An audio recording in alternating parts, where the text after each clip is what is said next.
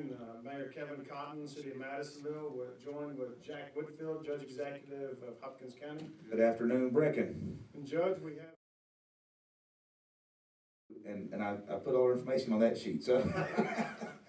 We have with us Deanna Frazier. She is the Assistant External Affairs Official with FEMA, so she's a FEMA spokesperson that's with us today. We know that there's a lot of questions that are out there about FEMA and what FEMA's roles are, and we're going to get to that in just a few minutes, but we want to answer a few questions that we've already been handed about what's going on and how things are going. And Jack, it looks like that we're starting to see a lot of the debris getting removed and a lot of volunteers still coming in. And We are. We've got people coming in from really all over the country. We've got a lot of volunteers from South Carolina, Pennsylvania, Tennessee, Indiana, and of course a lot of our local people are out helping clean up houses, move that debris, and we've talked about getting that debris picked up and pushed out to the road. And again, it's just a tough subject to ask somebody, hey, you need to get all your personal effects out of your house that was just destroyed. But that's what has to happen so we can get it, because we can't operate on private property at this point.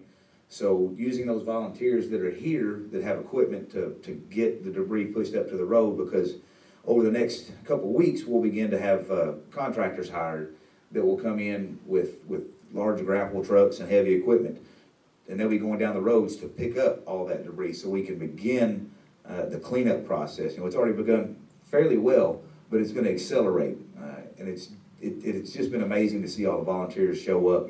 The Nut Club out of Evansville, the Evansville Nut Club showed up today with a lot of equipment, trucks, and they are making a lot of progress in Dawson and in Barnsley as well. We're working on getting CD&Ds open so we have somewhere for that debris to go.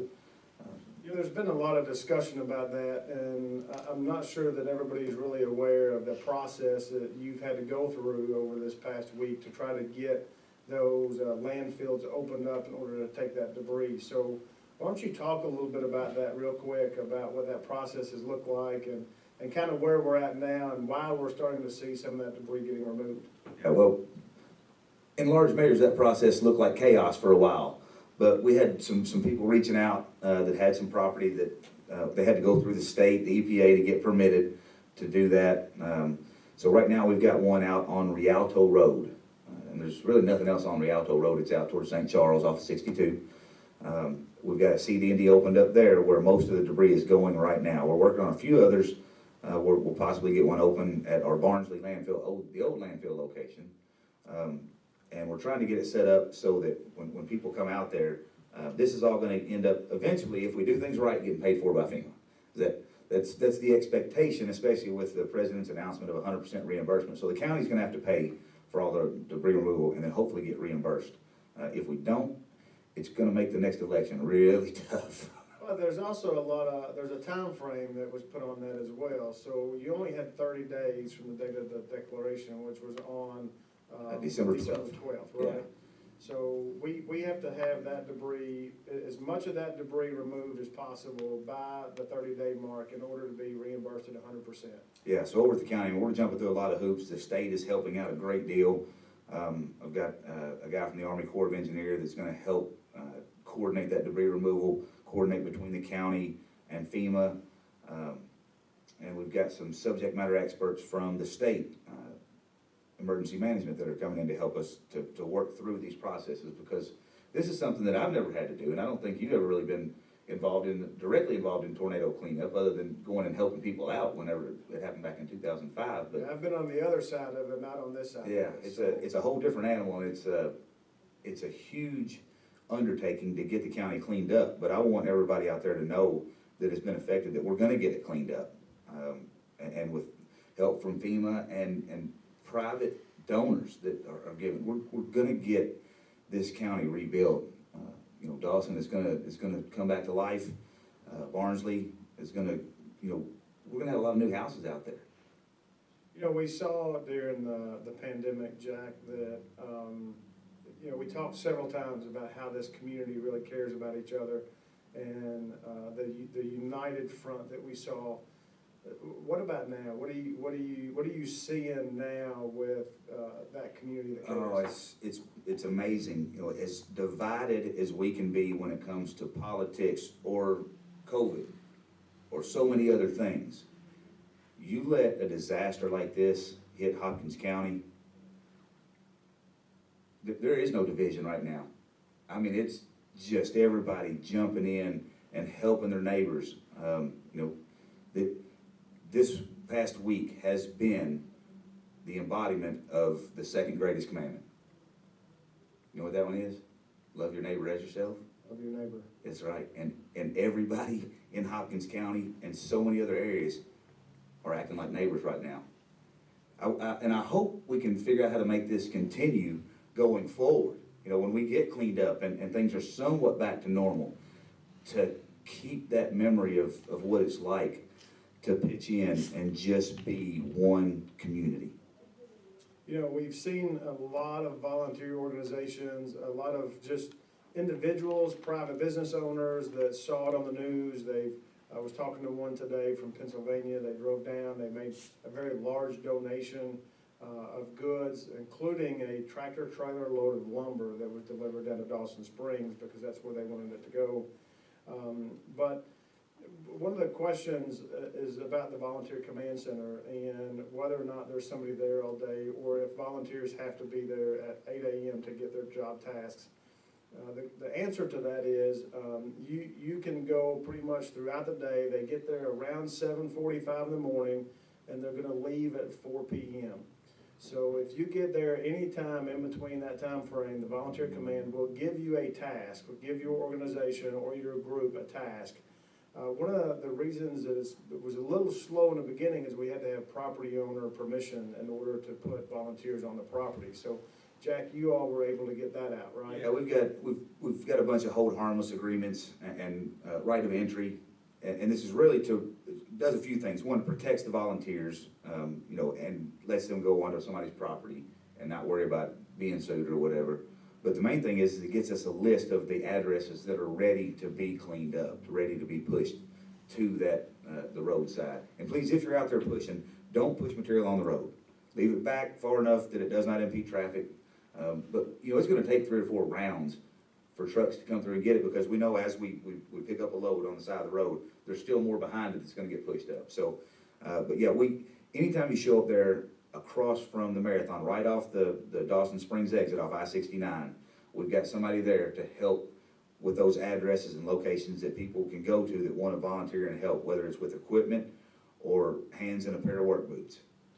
Now, the Staples at 98 Madison Square Drive here in Madison, what is that facility for? That is for storing all the materials that we are getting in, and then they will go from that old Staples building and take it to our other distribution facilities.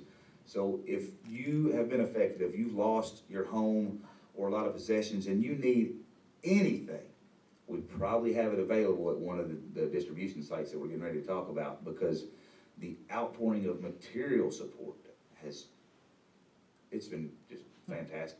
One of the things that we've heard when you talk to folks that have been affected is they don't want to take from somebody else, or they don't want to take, there's somebody else that needs it more than them. What would you say to those folks? There is more than enough to take care of those who are affected by this storm. If you need something and you're in one of these locations and you see something that you need, don't think that somebody else might need it more, because we have plenty at this point. In fact, right now we're having to turn donations away because we don't have the storage capacity. And if you see some of these facilities, you would understand that we've got probably more already stored than we will use in the next year to give out. It's just been amazing. So it's extremely important that if you have been affected by this storm in Hopkins County, that you go to one of the sites, and Jack's going to talk about the sites here in just a minute, but you need to go to those sites. Do not be out of pocket for anything. They have it available at one of these sites. It's a guarantee that they'll have what you need. So please go get it. There's if you pull one off the shelf, then there's another one right behind it. And the support has not just been local support. has it, Jack? No, we've had tractor trailer trucks come in from really all over the country. And then Israel. Corporate sports, yeah, we met with the Israeli consulate at Arlington School, and Israel is sending a military detachment to work with Team Rubicon to help clean up parts of Hopkins County. Who would ever thought Israel military would come over here to clean up? It's actually been humbling to see the amount of support nationwide that's been coming into the community to support every family that's been affected. So there's toy pickups, there's been toy drives, so if you've been affected, please take advantage of those things.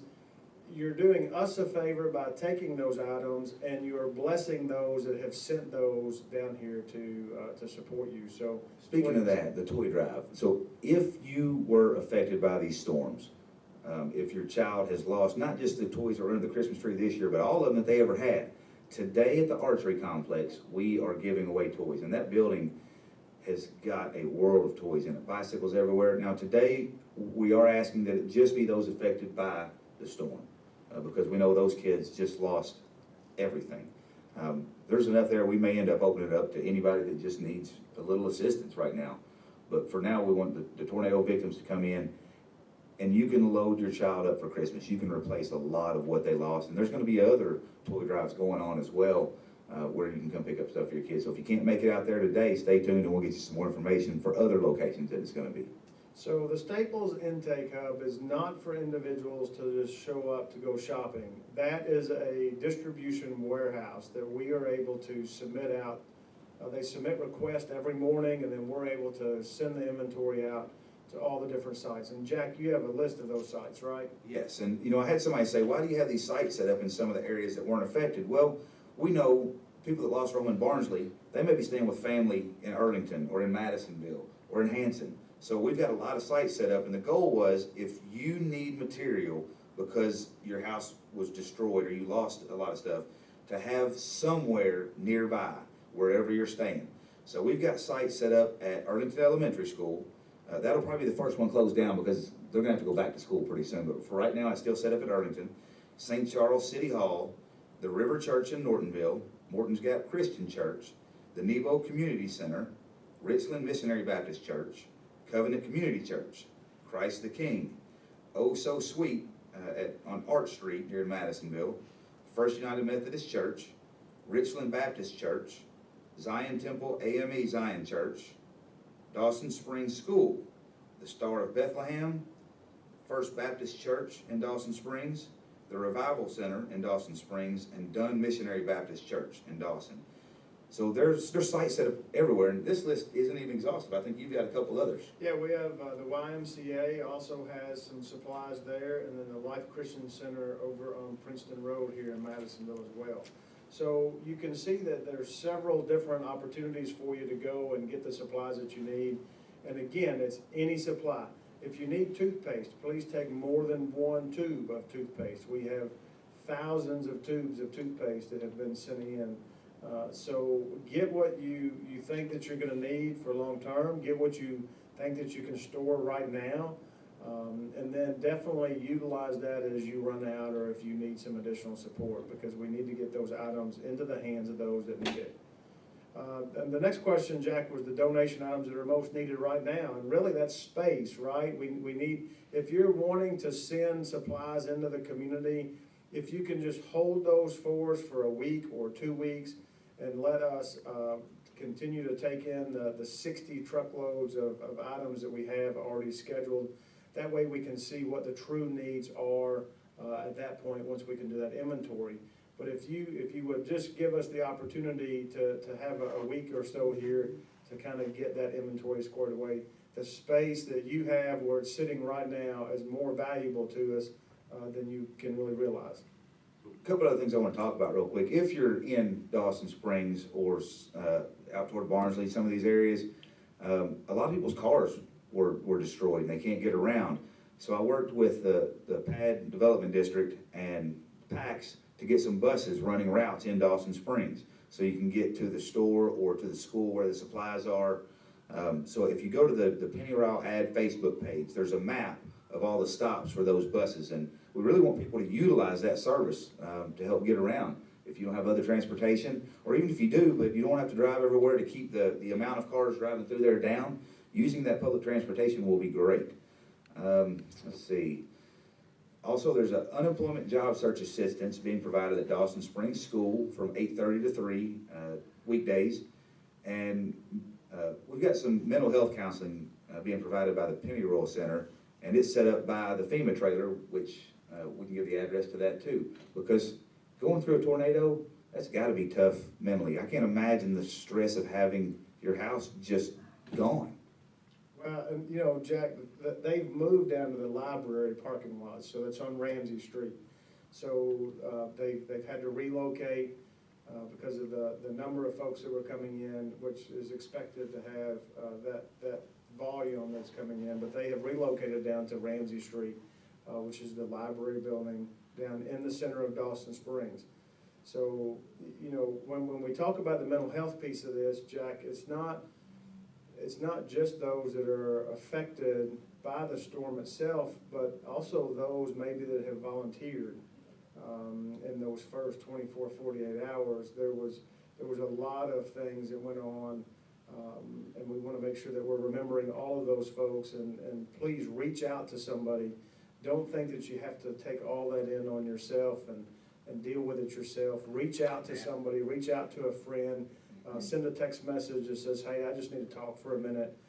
There's been a lot of times that I've just needed to talk to Jack, and there's been a lot of times that Jack just needed to talk to me. But if we keep that stuff bottled up and we don't talk about it and we don't deal with it, we will at some other point down the road. So make sure that you're working through those things, whether you're working through Pennyroyal or somebody else, your pastor or your church, or just your friends that you're very close to. Nobody is in this alone. Nobody. And so now, one of the big things that we've heard, and we're going to be taking some questions at the very end of the show, but one of the big things that we've had a lot of questions on is FEMA, which is why you're here with us today, and we appreciate you agreeing to come on and trying to clear up a few things and set some expectations for those that are listening and have questions about FEMA. So we're just going to kind of turn it over to you and let you talk a little bit about some of your points. Right.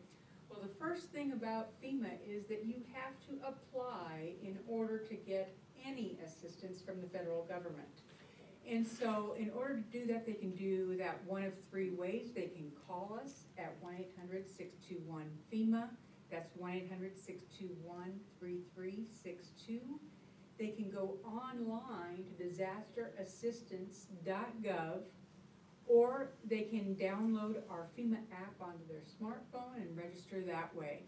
So there's three ways to register again, but they have to apply in order to get that assistance. Now, if you registered with the Red Cross, if you registered with the Salvation Army, if you registered with another agency, remember, they do not share their information with us. And so we need to have you call us or contact us with that information. So there's several things that you're going to need to have with you when you do apply. Of course, you'll need your Social Security number. You'll need a current contact phone number where you can be reached, the damaged property address, as well as the address where you are currently staying. They will also ask you for your insurance information, whether or not you had insurance, if you made your claim, if you accepted any information from your insurance agency. So that's very important. And then finally, they're going to ask you for your bank routing information so that your assistance check can go directly into your checking account. We know that some people may feel a little uncomfortable giving that information over the phone, but we want you to know that that's the quickest way that you can get your funds. So when people give out their bank routing number, obviously there's already people we know that are out trying to scam people. So how can somebody verify that the individual taking that information is with FEMA? That's right. Fraudsters are out there right now perpetrating these acts of fraud on survivors, which is a terrible, terrible thing. But it happens every time in a disaster. The first thing we want people to know is that our disaster survivor assistance teams are going door to door out in the neighborhoods, and they will have official FEMA identification on them. That's with a photo ID. They will also have FEMA attire, of likely a vest, a jacket, a shirt that identifies them as FEMA. If they do not have those things, nor can they produce them, then I would close the door and call your local law enforcement right away. With the fact that they're dialing the 1-800 number though, if they dial the 1-800 number, they're talking directly to somebody with FEMA. So that will give you that security and peace of mind that because you've called that number, it's not being rerouted somewhere else, you're talking to FEMA directly. The other thing that they can do is show up at the mobile site at the library there in Dawson Springs, and I think they're gonna be at Central High School, is that correct? Yes. So go to those two places, sit down, they've got an RV that's set up that says FEMA across the side of it, sit down with those individuals one-on-one, and you can get a lot of your questions answered there as well. So that kind of clears a lot of things up and puts you directly face-to-face with somebody that you know is with FEMA. But that 1-800 number, you are talking to FEMA when you call it. So you right. initiated that call, they didn't call you. But the other piece of that security is to not share your number, your claim number, right? Well, what our inspectors do then in turn is they will make contact with you to make an appointment to come up to your home and examine or inspect the property. They will never ask you for personal information. They won't ask you to confirm your bank routing number. They will not ask you to confirm your social security number. However, what they will do is ask you for that 9-digit number you were given the day that you applied for the assistance. So that 9-digit number identifies you to them and them to you. So that's very important. The other thing that we see in these fraud cases are fraudulent inspectors coming out to someone's home. And so again, ask for an official ID that has a picture on it, says FEMA on it. Theirs will often say contractor, but it does say FEMA contractor on it. And they will not charge you for your inspection. Many times a fraudulent inspector may come to your home and say, I'm here to inspect your home, and by the way, that's $200, please. So that is. FEMA does not charge for that service. That is correct, that is correct. If somebody says they're from FEMA and they want you to give them money, that's backwards, don't do it, they're not from FEMA. That is correct. I would shut the door and call your law enforcement. That is certainly true. So, Deanna, there's been some individuals that have registered through FEMA, but they've received notification that it's been denied. That's the first thing that they read, is the fact that it's been denied. They haven't read the rest of the email or the rest of the letter. So can you kind of talk about what that denied might mean? It could simply be something real simple, like the wrong digit in your birthday, or the wrong digit in your social security number, or it could be something real simple. So Right. Could you talk a little bit about that denied piece? And so oftentimes when you call to apply for assistance, you may not have your insurance policy information with you. And so you left that off the application and they told you, hey, call us back when you have that information. And that was still left out before they sent out the determination letter that told you that you were denied. So like you said, simple things can flag that for a denial.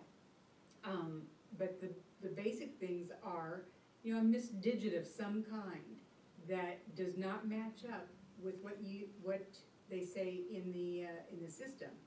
Your social security number is a prime example, or your phone number doesn't match up. Those kinds of things. Now, if you get your determination letter, read it all the way down, like you said, because it will tell you what we're looking for, what we need in addition to what you provided to us, and you need to provide that information. You can do that at the 1-800 number. They'll give you information on how to send that information in to them. And then also go into the Disaster Recovery Center. That's here in Madisonville at the Central High School, of course, and that's out on Hopkinsville Road. And so you can give that to an actual person if that makes you feel more comfortable with the application process. You know, we want to make sure people understand. You were talking about donations earlier, and like you said, there is quite a few donations that have come into the area. They're not really needed, but what is needed desperately by these voluntary agencies is cash. And so what I urge everyone to do, if they are so inclined to donate at this time of year especially, is to find a trusted agency that they trust, like the Red Cross, the Salvation Army, or a faith-based organization that they trust, because they are putting out money for sheltering, they're putting out money for clothing, they're putting out money for other things that are not covered by the donations, and they just really, really need that cash inflow. And we've also encouraged gift cards, just so that folks can have, if you didn't feel comfortable donating the cash, donate the gift cards. And you can donate gift cards to gas stations, to restaurants, to Supply stores, to household stores, to Amazon, to local businesses. That's one thing that we've been trying to encourage as well. There's also an insurance gap sometimes that we're seeing already, and so they don't have enough insurance to cover the cost of a rebuild. So a prime example is a 1,300 square foot home that was on Keegan Street. To rebuild that's going to be between $130,000 and $140,000. Their insurance only covers up to $78,000. So now what happens, and how does FEMA help with that just a little bit? Right, FEMA is really designed for those who are uninsured and underinsured. If you're insured to the hilt, you don't need our help, and we do not duplicate those insurance services. But those uninsured and underinsured survivors, that's who we are looking to help. And so what we can do is provide them with our maximum grant, but likely they will be referred to the Small Business Administration. And I know people say, SBA, Small Business Administration, that's not me, I'm a homeowner. That's kind of what we said at our last meeting, but then they explained to us how the SBA is helping with these low interest rate loans, and then there's still even an option though that if they're denied for that loan, that it gets kicked back to FEMA for a grant. Is that right? That is correct, that is correct. So it's so important that if you were referred to FEMA, or referred to the SBA, because they are tasked by FEMA during times of disaster to provide those low interest home loans to survivors. And so they can provide up to $200,000 for the dwelling, up to $60,000 for contents, as low as 1.5%.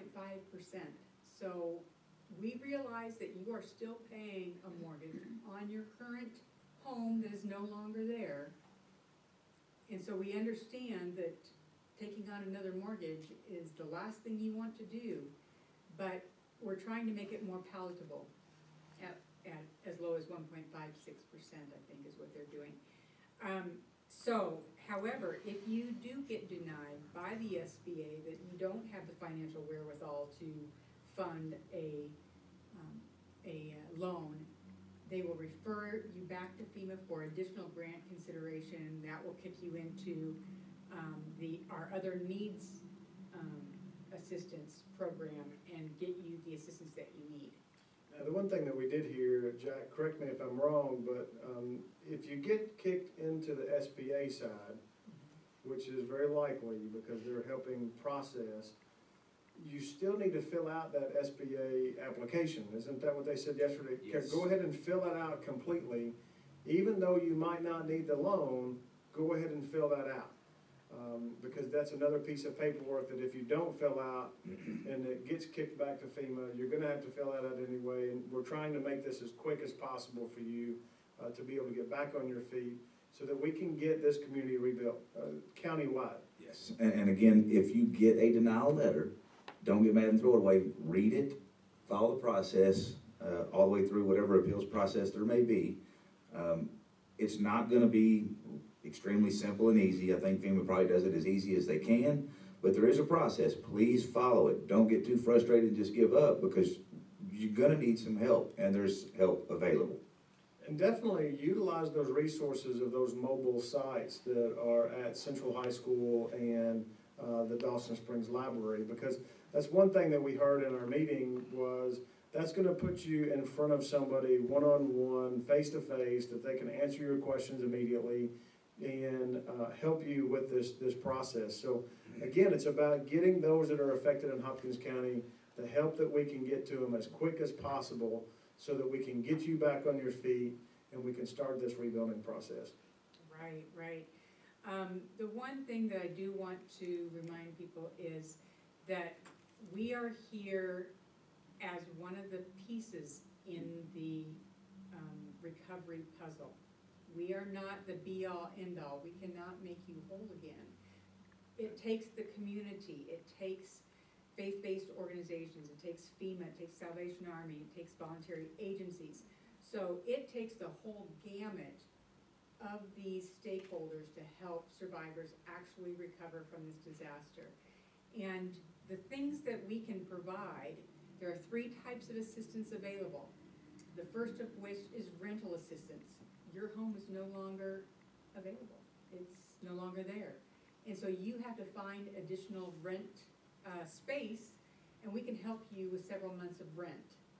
The second thing that we can help you with is to do emergency home repair on your home, as well as to replace some personal property.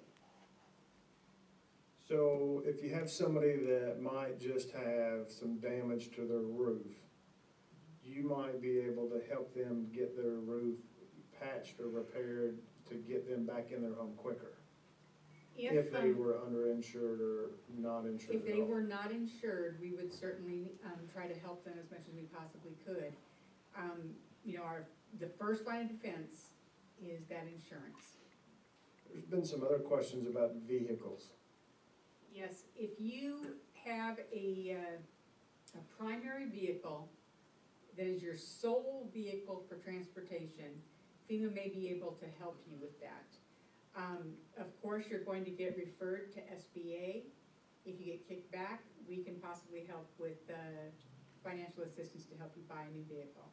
And this sounds like it could, when we say referred to and kicked back and referred to, it sounds like it could take a long time, but it's relatively quick that that this process is happening. It's very seamless, because when you register or apply for assistance with FEMA, we automatically give that information to the Small Business Administration. They in turn send that application out to you, and then you must take the initiative to fill out that SBA loan application. It's gonna take some effort on the homeowner's part, so just be ready for that, but if you need the assistance, go through the steps to get it.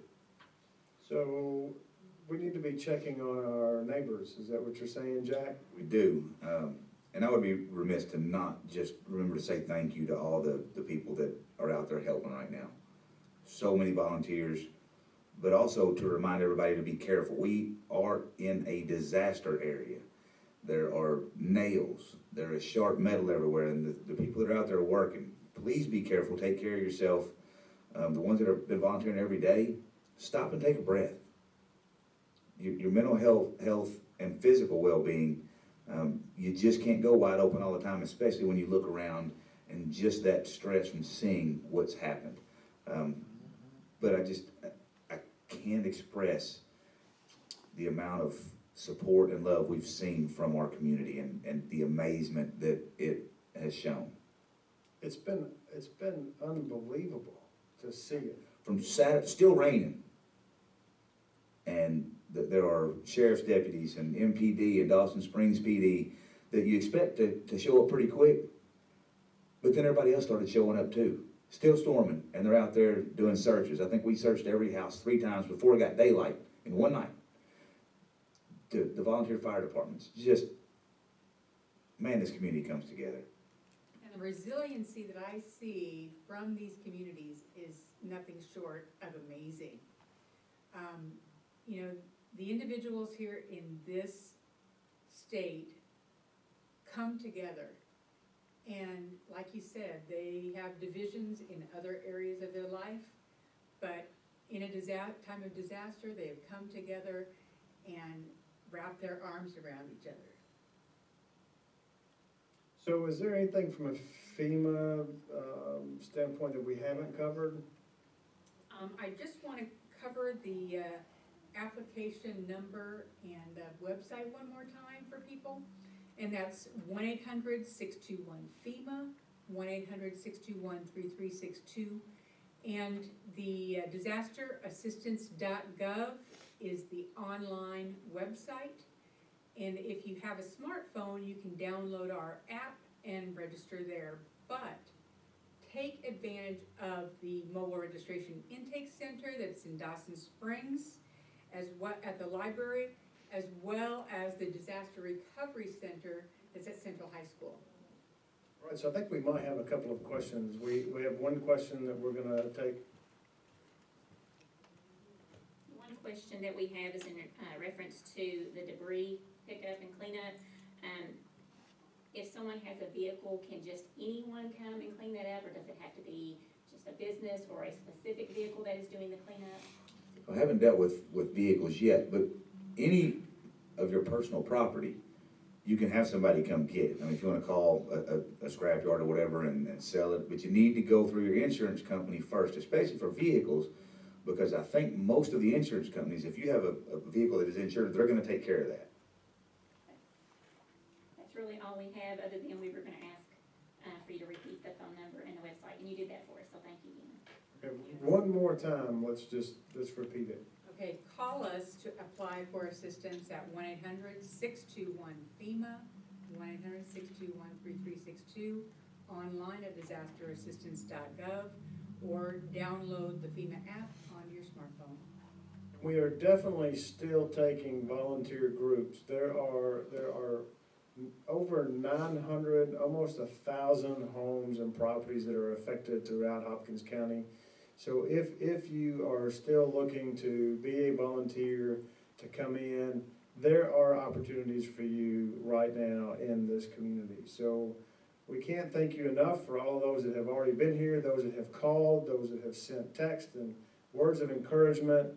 We appreciate it. I know Jack appreciates it. Mayor Chris Smiley of Dawson Springs has expressed his appreciation. It's just unbelievable to see what has went on here in Hopkins County. So Jack, it's been an honor to serve with you, and I appreciate your leadership. You have definitely taken this county in the direction that it needs to go, and I want to say thank you for that. I know that Chris Smiley sees that. I know that Barnsley sees that, and I appreciate your leadership. Well, I'll tell you, the other amazing part is the folks like you that have reached out. You know, Kevin beat me to Dawson when this happened. And he's not the mayor of Dawson, but he was there because he cares. And all these other judge executives, mayors, the mayor of Lexington is sending some equipment just because she saw what had happened and wanted to know if we could use some help. So all across the state, so much support, not just to clean up, but just what do you need? Get so many calls. Hey, what do you need? So we know we're gonna be okay. And we're going to be back on Wednesday at 2 o'clock to try to answer any questions between now and then. So if you have some questions, leave those in our comment section. We'll try to get those addressed for you on Wednesday at 2 o'clock. Again, thank you. Thank you for your donations. Thank you for your support. And we appreciate all of your volunteerism and your thoughts and prayers for all those that are affected. Thank you. Thank you.